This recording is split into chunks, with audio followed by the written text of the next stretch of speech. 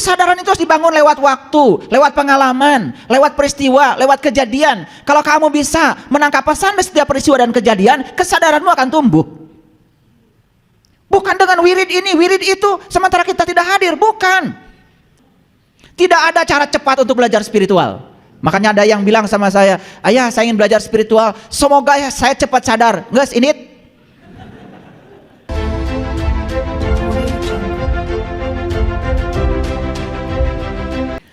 belajar kesadaran itu harus melewati anak tangga. Tidak bisa melewati eskalator. Tahu eskalator? Tahu apa tidak? Kalau tidak tahu saya kasih gambarnya. Saya khawatir di sini ada yang belum pernah ke mall. Jadi waktu itu maka saya hadirkan. Yang sebelah sini ini adalah tangga. Ada anak-anak tangganya. Yang sebelah kanan itu adalah eskalator. Kalau kita naik anak tangga, diam aja gini, nggak akan pergi kemana-mana, akan tetap di situ. Karena untuk sampai di puncak itu, kita harus menaiki anak tangga satu persatu. Tapi kalau kita diam di eskalator, tidak usah naik tangga, nggak apa-apa. Ntar juga naik sampai atas. Begitu kan pengalaman kita? Semua pernah naik eskalator? Berarti nyambung kalau gitu. Jadi kesadaran itu tidak bisa dicapai seperti kita naik eskalator. Sudah diam saja, nanti juga sampai di atas, gak bisa. Jadi kesadaran itu harus dijalani, dialami step by step. Tidak apa-apa kita lambat berubah, yang paling penting terus berubah. Walaupun kecil-kecil perubahannya gak apa-apa, tapi yang paling penting terus berubah. Karena hidup itu seperti mengayuh sepeda. Kalau kita berhenti mengayuhnya, jatuh. Nah kita ini kadang-kadang sering lelah sebelum selesai.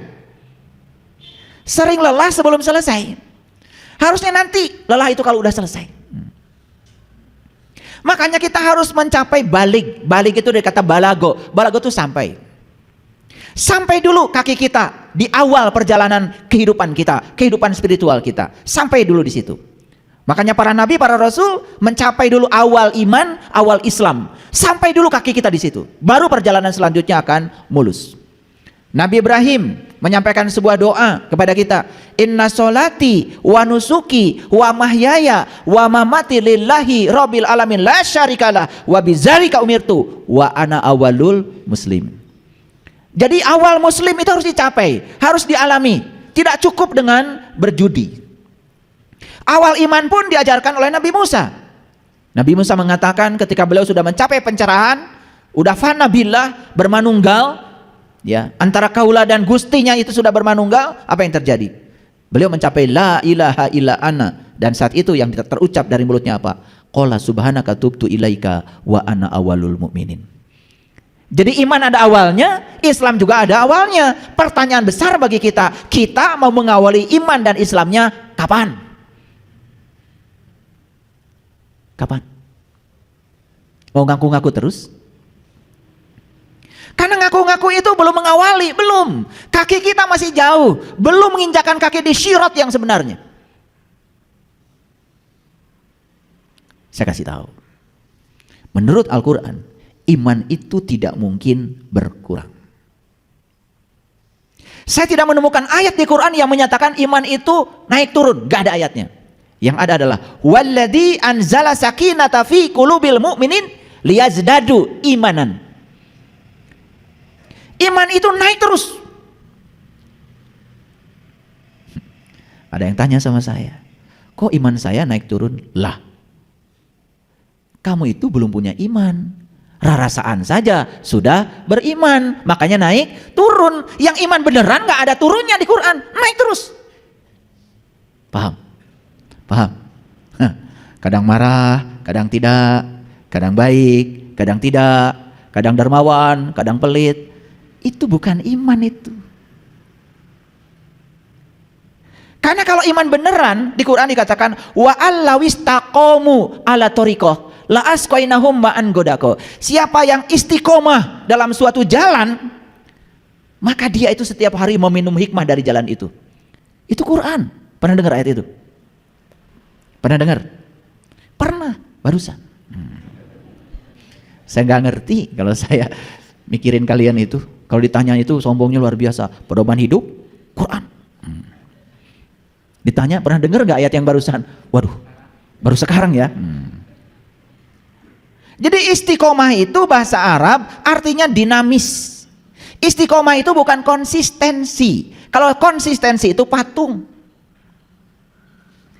Makanya kadang-kadang kita tuh kalau ngomong ngasal. Kamu tuh nggak konsisten. Ya bagus. Ya kalau saya dibilang atasan saya, Anda ini nggak konsisten. Bagus. Karena ciri saya hidup. Ciri hidup itu berubah. Nggak konsisten. Karena konsistensi itu titik mati. Yang mati itu mayat, patung, makanya patung haram. Yang haram bukan wujud patungnya, nggak bahaya kok. Yang bahaya itu adalah sifat kita yang tidak mau berubah. Tidak mau berubah itu tanda kematian. Itu namanya konsistensi. Konsistensi bukan istiqomah. Istiqomah itu dinamis. Ini perlu dijelaskan ini karena banyak yang salah kaprah. Karena banyak yang ngomong sok tahu, ngajarin. Dari sisi etimologi saja sudah salah. Orang yang istiqomah disebut orang yang berdiri tegak. Makanya Allah menamakan dirinya apa? Allahu la ilaha illa huwal hayyul qayyum, al-qayyum. Jadi al-qayyum itu dinamis, terjaga, bukan titik mati. Paham sampai sini? Wa allawis taqamu ala tariqat la asqainahum man godako. Siapa yang teguh pendirian, dinamis dalam suatu jalan, nah, maka dia akan meminum hikmah di jalan itu setiap saat. Lah, kita sudah berada di jalan tapi tidak meminum hikmah, salah jalan. Jadi kita ini sibuk tetapi nggak ada hasilnya. Itu yang dikatakan di Quran surat Al-Kahfi. Inginkah aku beritahuan kepada kamu orang-orang yang paling merugi perbuatannya? Siapa itu? Yaitu orang-orang yang telah sia-sia perbuatannya dalam kehidupan dunia ini, sementara ia menyangka kalau dia sudah berbuat sebaik-baik. Quran surat Al-Kahfi ayat 103 104. Gak percaya, buka nanti. Kadang-kadang kalau dibacakan Indonesianya belum percaya. Tolong dong Arabnya saya bacakan. Qul hal nunabbiukum bil ahsyarina amala alladzina dhalla sa'yuhum fil hayati dunya wa hum yahsabuna annahum yuhsinuna sun'a. Percaya sekarang? Kalau nggak dibacakan Arabnya nggak percaya. Padahal nggak ngerti. Inginkah aku beritahukan kepadamu tentang orang-orang yang paling merugi? Orang merugi itu bukan orang yang tidak berbuat. Banyak melakukan sesuatu tapi nggak ada hasilnya. Maaf ya, kita ini kadang-kadang melakukan sesuatu ngikut aja apa kata orang. Ketika anak datang lahir ke dunia, orang lain marhabaan, kita juga ikut marhabaan. Karena kalau nggak ngikutin orang, dianggap terasing. Salah? Nggak salah. Yang penting ngerti. Kenapa sih mesti marhabaan? Kan marhaban itu artinya selamat datang. Siapa yang diucapkan selamat datang? Anak kita, cucu kita. Selamat datang anakku di sekolah kehidupan ini. Semoga kamu menjadi orang yang hebat, kuat, bermanfaat bagi semesta. Bagiakeun putra urang teh. Begitu cucu datang, selamat datang Wilujeng Sumping. Cucu anaking cing jadi murang kali anu bakti. Jadi manusia yang berguna bagi banyak orang, jadi sumber cinta, sumber sukacita gitu, bagiakeun. Gitu. Yang datang anak kita, yang datang cucu kita, yang dibagiakeun Husein. Gitu enggak? Gitu enggak? Padahal biaya untuk itu sudah banyak dikeluarkan. Tapi cucu kita, anak kita yang datang ke dunia, nah riwing teu dibagiakeun. Karena yang dimarhabakan ternyata Husein. Karena dulu awal marhaba ya memang yang dibagiakan cucu Rasul. Salah? Tidak salah. Dulu cing ayeuna nama tuh diganti. Marhaban Jadal Asep. Karunya tuh Asep datang ke alam dunia teh tadi bagiakeun. Tapi kalau diganti jadi Asep dianggap salah. Padahal kan sebetulnya harusnya begitu. Paham maksud saya? Karena di otak kita itu memang udah tidak berkembang. Itu namanya konsistensi, titik mati. Harusnya kan dinamis. Dulu yang dibagiakan ya cucunya Rasulullah. Yes. Siapa yang tidak menghormati Rasulullah? Kita dapat ilmu dari beliau. Ya tentu saja anak keturunannya harus kita hormati. Setuju? Ya. Tetapi apakah anak keturunan kita tidak punya hak untuk dihormati? Marabakeun atuh karunya. Asep, Eis, Titin, ya, Odet.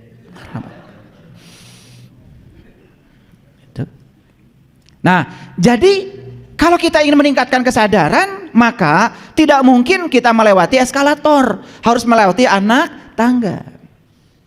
Ini saya kasih tahu rahasianya. Kalau lihat tangga 1000, anak tangga 1000, awas, jangan lihat 1000, lihat saja yang di hadapan. Karena kaki kita itu ketika jalan tidak mungkin 1000 langkah. 1000 langkah itu hanya dicapai dengan 1.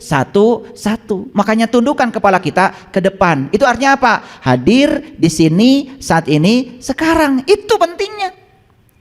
Kalau kita melihat tangga 1000, sengah. Kalau kita melihat 1000 tentu saja merasa berat. Akibatnya kita sudah kehilangan semangat karena tangganya 1000.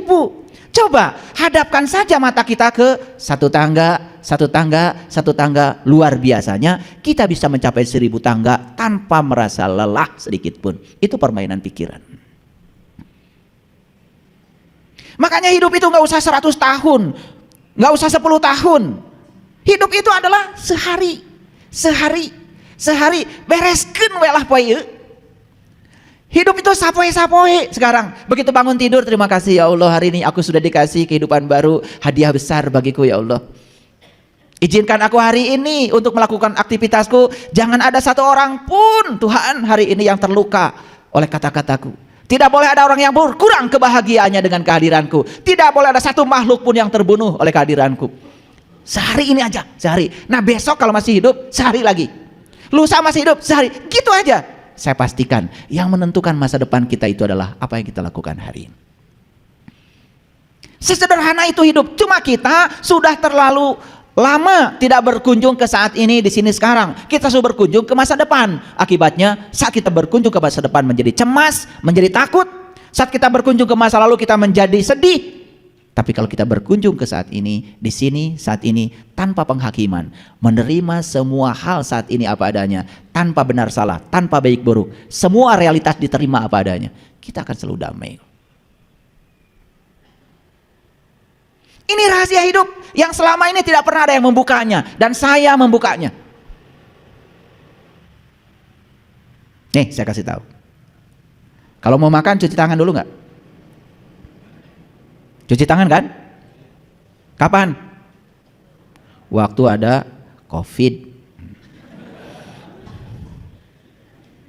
Begitu COVID sudah lewat, sekarang geus pararoho deui eta cuci tangan. Betul? Oh, waktu itu mah digelang terus ya. Ada gerakannya kan di TV, betul nggak? Caranya begini, diputar-putar. Ayeuna geus poho. Nih, saya kasih tahu. Betul ya? Kalau mau makan cuci tangan kan? Oke. Jadikan saja cuci tangan itu bukan tujuan. Tapi cuci tangan itu hanya sarana untuk mencapai tujuan. Karena tujuan kita adalah makan. Apa yang terjadi? Kalian tidak akan bisa menikmati cuci tangan yang sadar. Datangnya air ke tangan akan terlewat. Wanginya sabun ke penciuman akan terlewat. Kenapa? Pikirannya sudah di meja makan.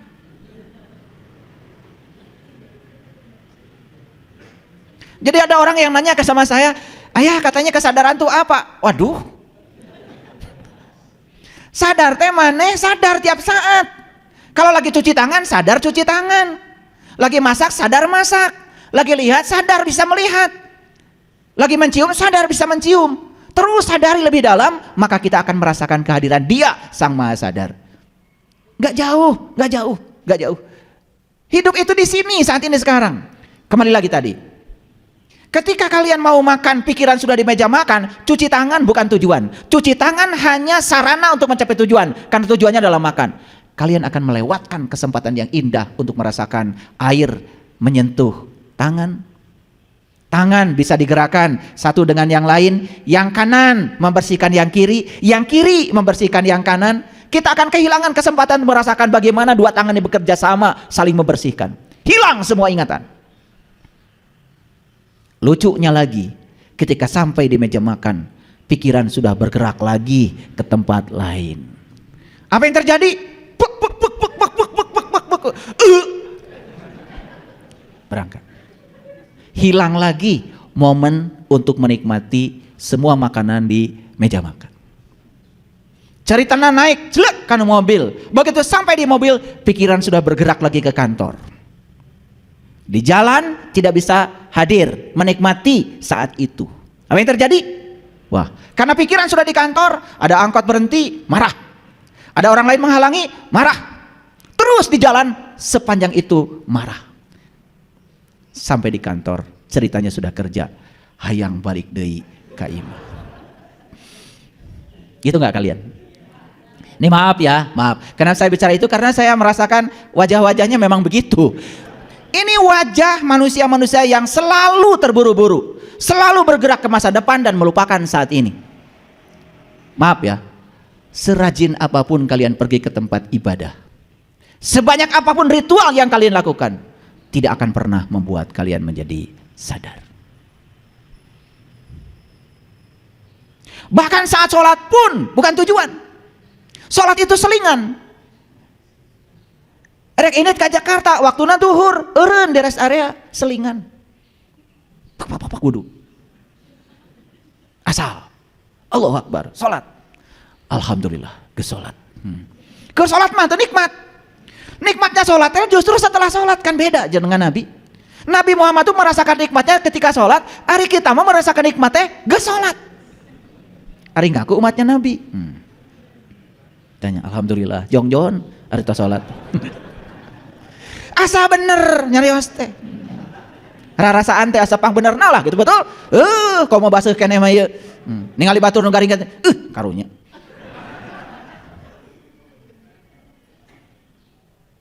Gitu apa tidak? Ini saya cerita yang gampang-gampang dulu nih supaya judul ini dimengerti. Paham ya? Nah, coba sekarang diubah setelah ini.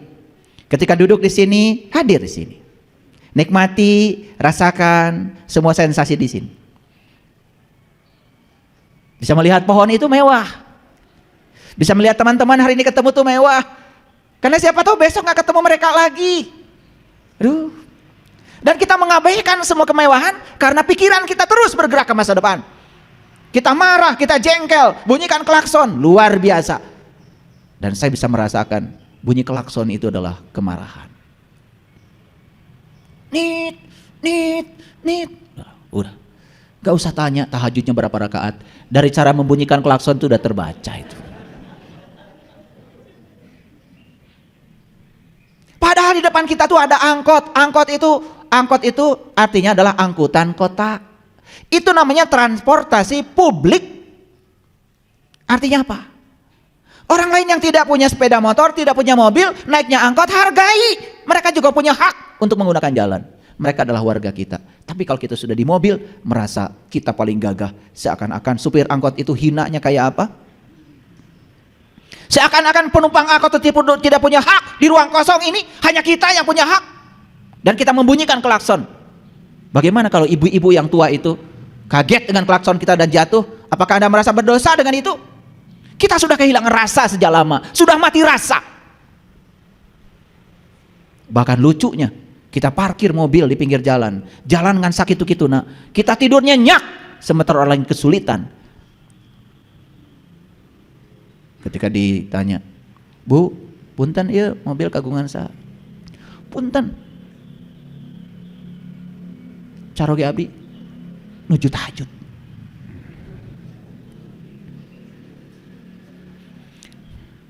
Jadi merasa soleh itu mobil ngahalangan batur manehna keur tahajud. Cing atuh rek tahajud teh, mobilna asupkeun heula ka garasi. Ngerti maksud saya? Kan sebaik-baik manusia itu yang berguna bagi orang lain, bukan berguna bagi diri sendiri. Karena agama itu adalah alat pertahanan diri untuk melindungi diri kita dari kejahatan kita sendiri. Kita sudah berbuat jahat loh pada diri kita. Pagi-pagi ngoyan, bawa kandang burung.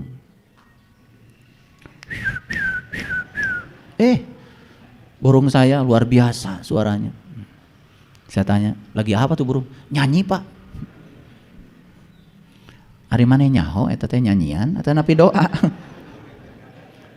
Kita sebut nyanyi, padahal sebutnya si burung itu sedang doa.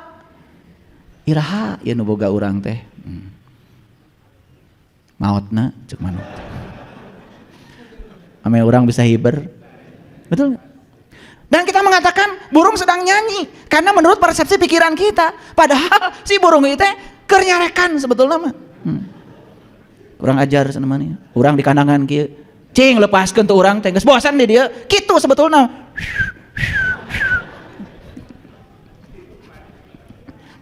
Cing atuh bodoh teh tong lilating. Yang gini saja kita sudah tidak punya rasa, tidak punya rasa. Coba. Kan dia tuh bahagia kalau bisa terbang ke sana, terbang ke sini, betul nggak? Dikerangkeng sama kita. Coba bayangkan kalau kita dikerangkeng suatu saat harus membayar karma kita. Bagaimana kalau suatu saat kita jadi burung, terlahir jadi burung, dikerangkeng di situ bertahun-tahun? Kan begitu kata Allah dalam Al-Quran. Mun mana nyiwit bakal diciwit, mana yang nyerikan batur bakal dinyerikan batur dengan cara yang sama. Itulah keadilan. Ini soal kesadaran, ya. Jadi belajar spiritual itu harus naik tangga, jangan lewat eskalator. Tidak ada cara cepat untuk belajar spiritual. Makanya ada yang bilang sama saya, ayah saya ingin belajar spiritual, semoga ya saya cepat sadar. Nges ini. Kesadaran itu harus dibangun lewat waktu, lewat pengalaman, lewat peristiwa, lewat kejadian. Kalau kamu bisa menangkap pesan dari setiap peristiwa dan kejadian, kesadaranmu akan tumbuh. Bukan dengan wirid ini, wirid itu, sementara kita tidak hadir, bukan. Coba pulang dari sini. Nanti kalau cuci tangan, jadikan cuci tangan sebagai tujuan. Hadir di situ. Ketika makan, jadikan makan sebagai tujuan. Hadir di situ. Ketika naik sepeda motor, jadikan naik sepeda motor sebagai tujuan. Nikmati. Tangan kita bisa pegang rem, tangan kita bisa pegang stang motor, tangan kita bisa diulak-ulak itu, ngegas, luar biasa itu. Itu mewah. Coba, nanti kita tidak akan marah lagi. Ketika orang berhenti, nikmati aja. Ketika ada macet, terus seledak ke kiri, ke kanan, terus. Karena otak kita sudah di rumah. Betul apa tidak? Cenah rumah saya. Sugan geus dikiekeun mah, rumah sa. Mau ngaji di Miskatul Anwar sini, dari rumah otak sudah di sini. Buat apa kalian ngaji di sini? Ini ngaji kesadaran, harusnya mulai sadar dari rumah. Gosok gigi, sadar. Bukan hanya ngaji ini. Gosok gigi, terima kasih ya Allah. Tangan saya hari ini masih bisa gosok gigi. Sementara banyak sekali saya melihat orang lain gosok gigi aja sudah tidak bisa. Kalau gigi kotor tidak digosokkan bau cepat membusuk, betul nggak? Ketika gigi digosok dari atas ke bawah, terima kasih tangan kita masih dari atas ke bawah bisa. Kita nyongkel-nyongkel yang nyelap di, terima kasih, luar biasa. Saya tuh karena rumah gigi saya mah tidak rata, jadi gosok gigi itu agak lama, dicongkel-congkel. Kenapa? Saya tidak mau pergi ke sini itu ada yang nyelap di sini, karena itu akan menjadi bakteri, betul nggak? Makanya sampai sekarang gigi saya nggak ada yang bolong, karena saya tuker, saya gosok giginya bukan sebelum makan, setelah makan baru gosok gigi. Kan kita kebalik-balik selama ini, betul nggak? Iya, karena ayah lagu tadi TK, bangun tidur. Ku terus mandi, tidak lupa menggosok gigi. Habis itu sarapan pagi. Ini kas sekolah nyarlap tah barolong untuna. Betul nggak? Data mikir, dah batur kayak gitu. Betul apa tidak? Maaf ya, maaf. Ini saya hari ini pengen bergurau aja ceramahnya. Yang gampang-gampang nih soal kesadaran. Coba sekarang gosok gigi dengan kesadaran. Hadir di situ. Gosok gigi adalah tujuan saya, mandi juga tujuan saya. Aduh, saya kalau mandi itu tangan ngambil sabun itu kemudian saya satu-satu saya berterima kasih pada tangan saya, terima kasih tangan keren, sehat ya, sehat. Sabunin tangan kiri keren, sampai ke kaki ke ujungnya terus semuanya sambil digosokin sama sabun itu saya sambil berterima kasih pada semuanya. Terima kasih telinga, keren. Kalau nggak ada kamu gimana ya saya? Betul? Semua itu. Makanya sudah saya suka, kok lama sekali? Ya kalau saya kan luluran doa maksudnya. Karena doa saya begitu aja, disapa semuanya, luar biasa. Ya, iya, maaf ya. Maaf, saya pernah mengalami penyakit ambeien. Mantan saya itu, amin. Itu sudah besar itu. Saya baru tahu waktu saya bimbing umroh. Jadi kain ihram saya itu berdarah. Itu saking udah besar loh keluar, nggak kerasa. Wah, saya kemudian minta maaf itu. Minta maaf tuh sama anus itu, minta maaf. Bapak Ibu, kalau orang kan harus operasi, bagus lagi punya saya. Jangan pengen tahu.